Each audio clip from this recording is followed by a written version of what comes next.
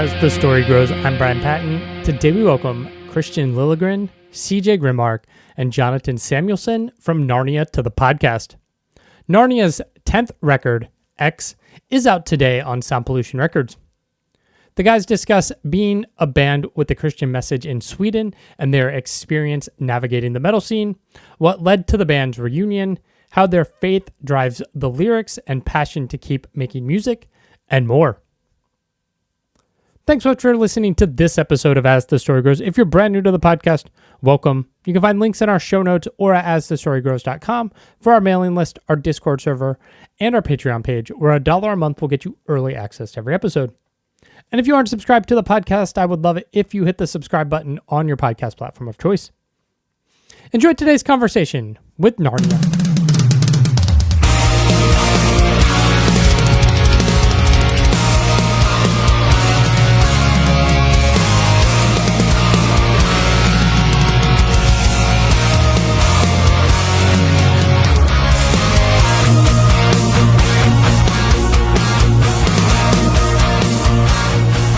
Okay. Hello.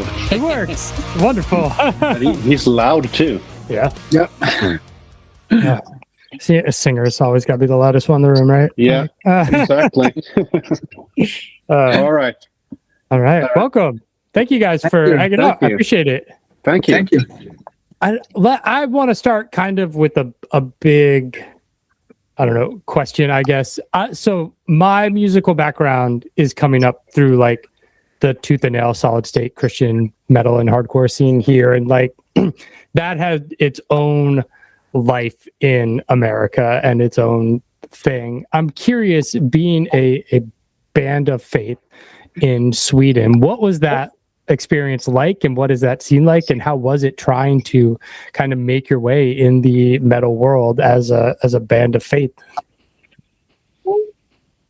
Well, I guess that when we started out many years ago, it's been 30 years now. Yeah, there were some Christian labels, mm-hmm. but we never really went that route actually. Mm-hmm. So we just went straight to secular labels. It's not really that we thought so much about that, I guess. It just came natural in a way because we had some connections in the business, mm-hmm. and bands that we listened to, they were on those labels as well. So it just came natural, and that's how it began. And so in a way we were sort of outsiders. But yeah, I mean, we did get some comments about that, obviously. Some labels early on tried to make us, be a bit more careful with the message, stuff like that. We didn't really pay attention. But I mean, in the US, the Christian scene is huge, and in Europe, it's not really. Yeah. Especially then. Now, in a way, it's bigger because of the worship scene. I guess makes the whole thing a little different today. But still, the difference to the US is quite big. Yeah. Yeah. That's my take on it. Yeah. Nothing more to say. That's correct, Kalle. That's good. Thank you. What was it difficult trying to make inroads and play shows in the metal scene? Because I know, metal guys can, middle finger, F Christianity, right? Yeah. It was difficult, and it is difficult. Yeah. But yeah, I mean that's life, I guess. Yeah. But I mean, we've seen doors open. Definitely, we've been able to do some very cool stuff as well. So we feel blessed. But yeah, it is still. I mean, it's an uphill journey for sure. Yeah.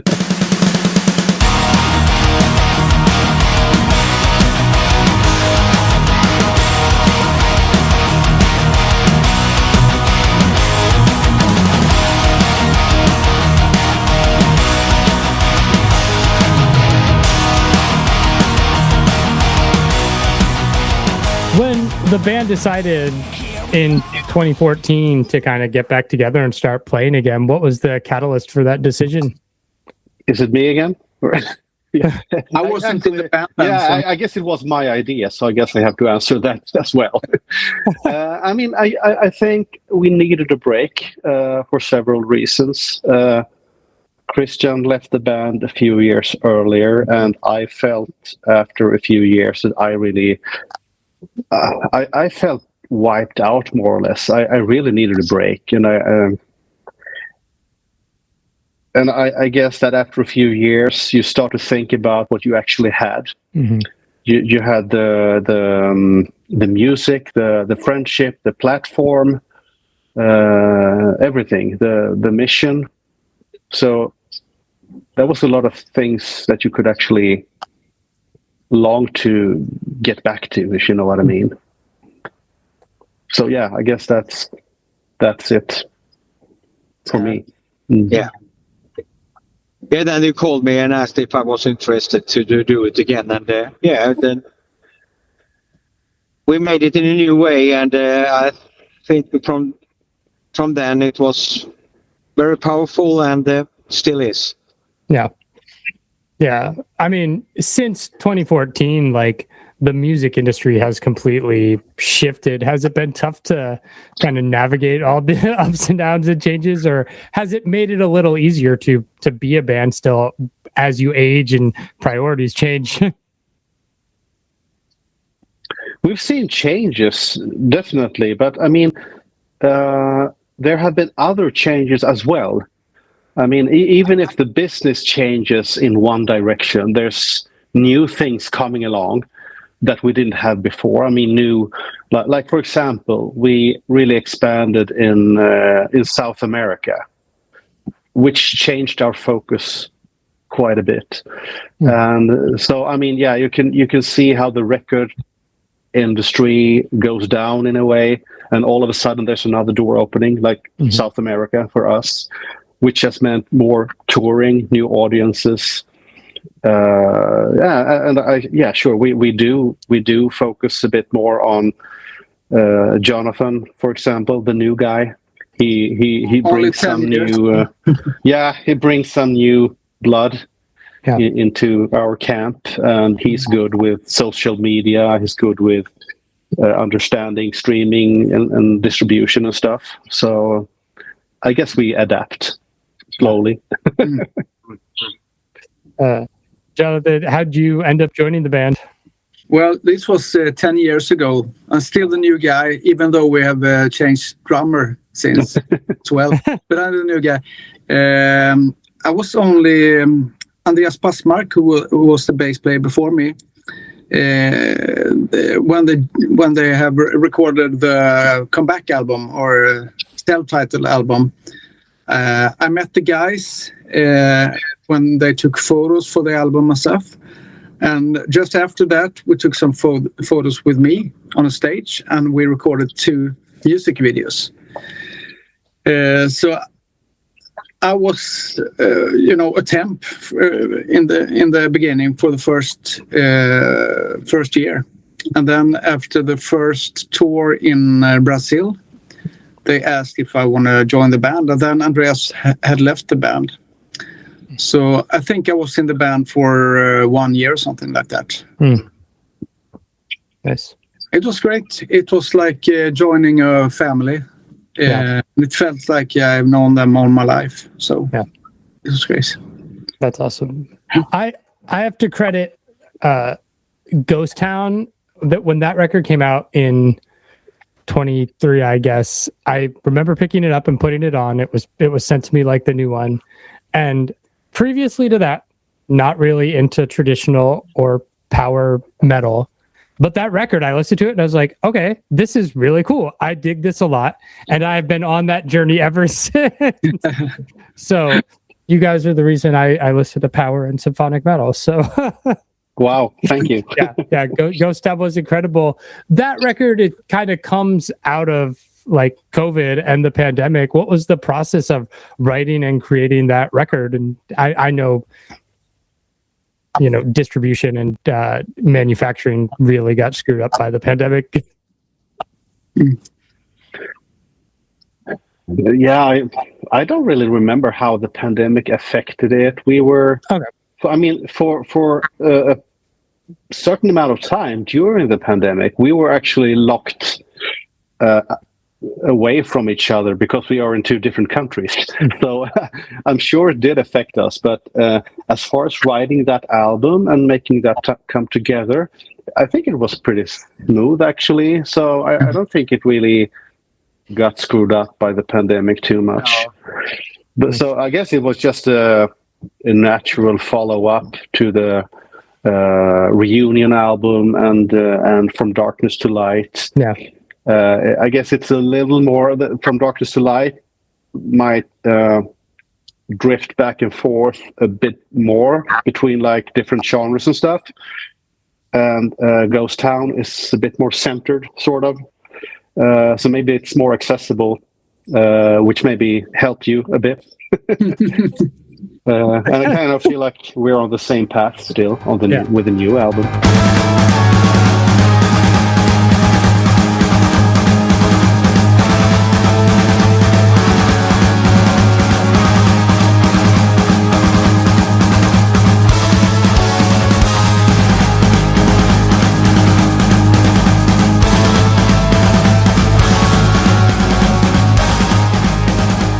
How'd you guys get connected with Sound Pollution?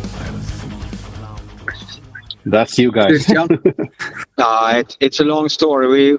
They distributed already our first albums for Nuclear Blast, the label we were on when we started the band, and so since we had that relationship with them for many years, so so it was a natural step to work together with them with distribution.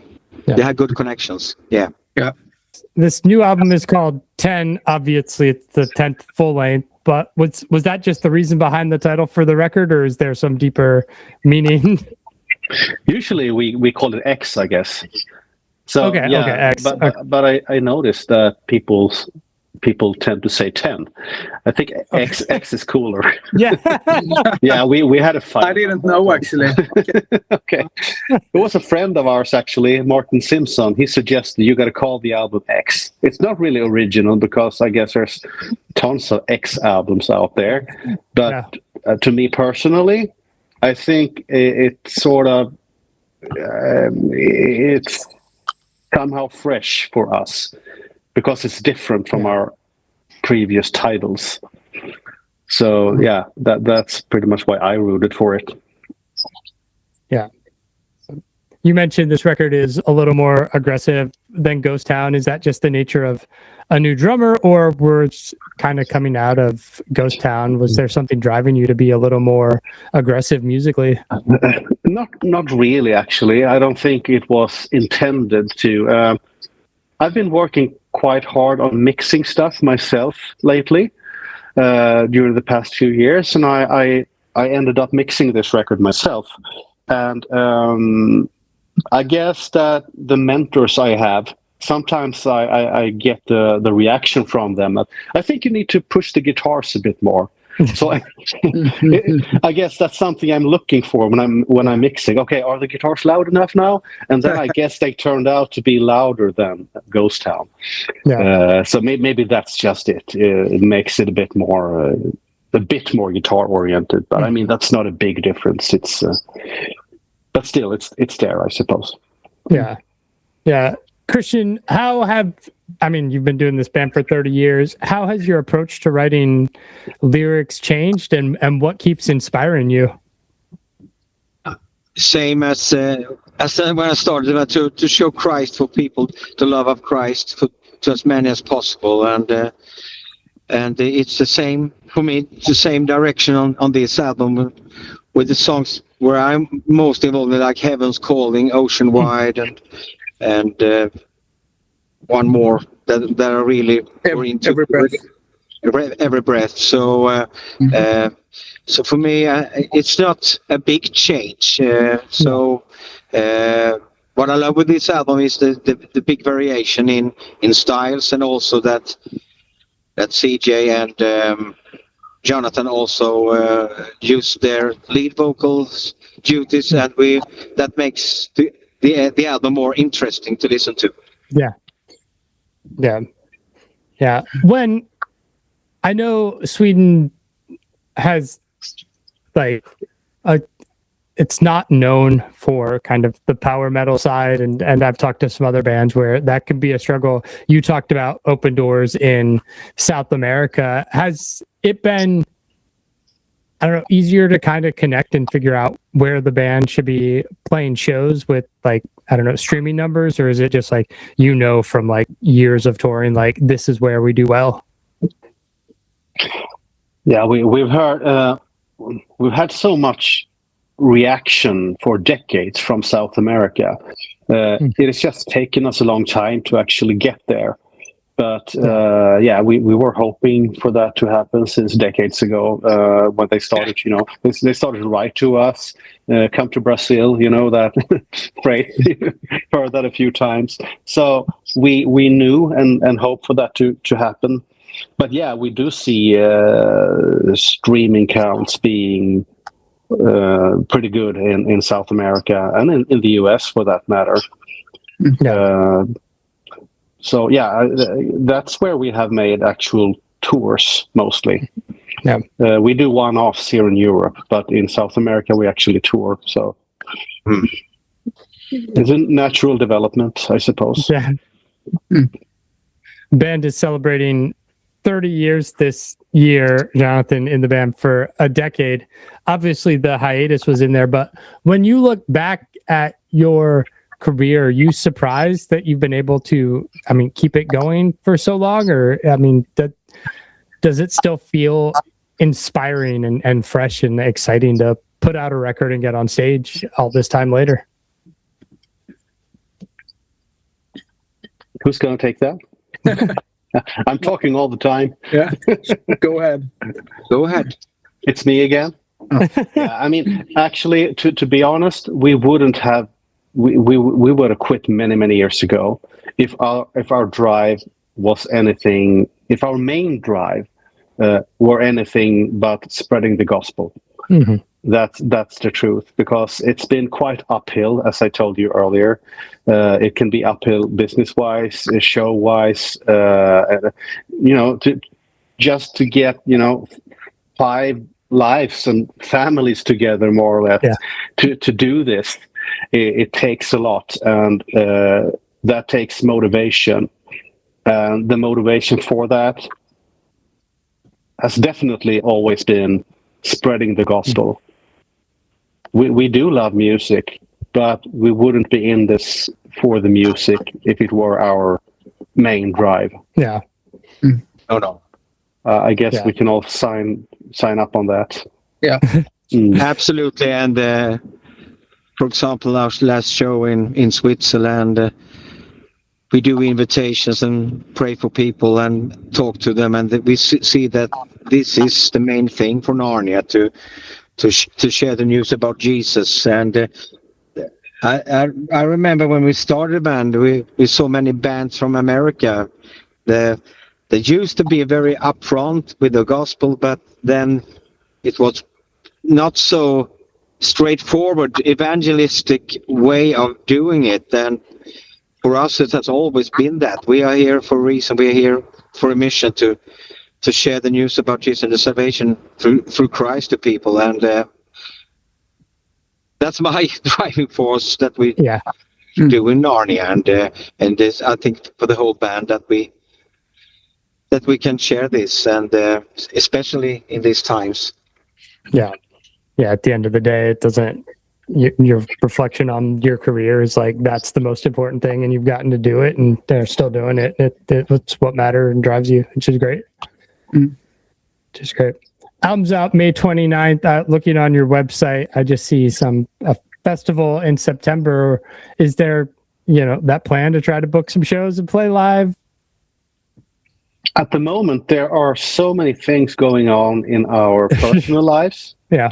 So we have been, even though we've never been like a super intensely touring band, we have been touring a bit more during the past 2 years. But right now, I can't really go into details. It's not that it's bad stuff. It's just that it's intense. There are big changes going on.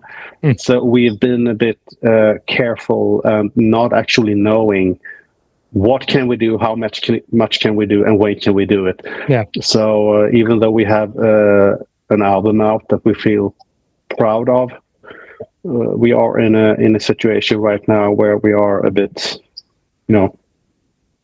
yeah, you understand where I'm going. Yeah. Yeah.